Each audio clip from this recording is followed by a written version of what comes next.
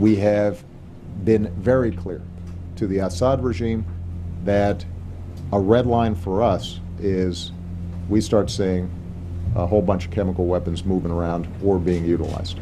That would change my calculus. The Syrian civil war was never a war that the president wanted to become involved with. When Bashar al-Assad actually used chemical weapons, he realized that it was on him to stop Assad from doing that again. And that's when the crisis really began.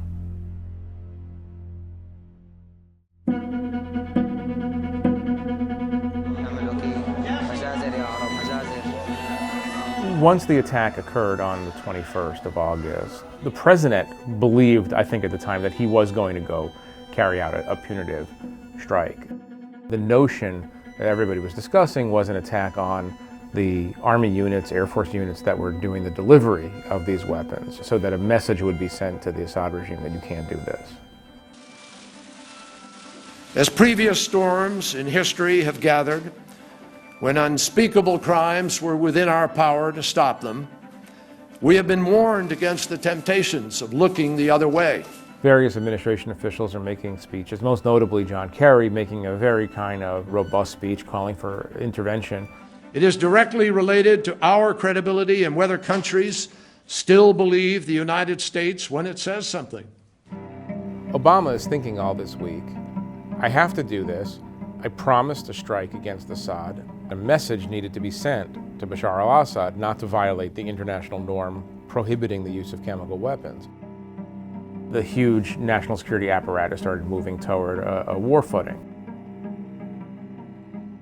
The idea was that the US and Britain would be doing this strike together.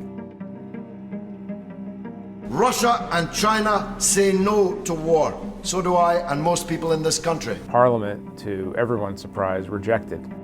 They were having an Iraq hangover like everybody else, and they told Cameron, no, they're not going to support a strike, and Cameron then was out.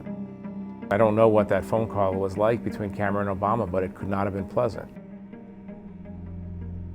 This was the day that Obama really became plagued by doubts. Even as the apparatus, even as the national security apparatus was moving toward a kind of strike posture, he was thinking to himself, this is not where I want to be going.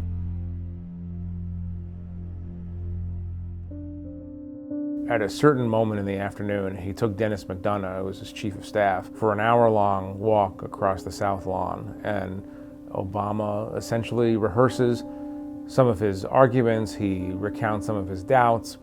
He tells McDonough essentially that if he launches some missiles at Assad and Assad emerges the next week from the rubble of a bunker and declares victory over the United States, victory merely by surviving, then where's the United States? Do you then escalate and keep going, or do you cede Assad the narrative?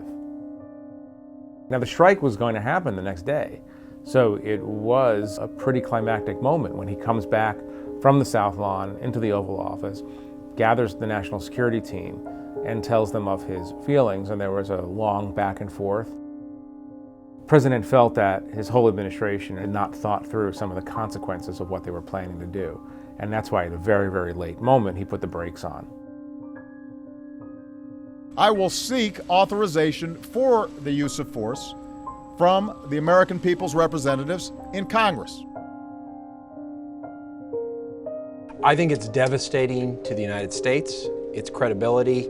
You do not want to establish an issue with regards to the credibility of the United States. What's left of the president's credibility is in tatters right now. The whole story of the Red Line is completely improbable. After he makes his about face and comes under intense criticism for the about face, he and John Kerry somehow managed to negotiate with the Russians a deal in which most of Syria's chemical weapons are removed. What the president is telling me over the last couple of months is that not only was this not a screw-up, as is commonly understood, but it's actually for him a very proud moment, because he did something without war that could not have been achieved with war. The big debate, and debate to this day, is how much damage did that do to America's credibility in the world? And this is not a debate that's going to be settled anytime soon.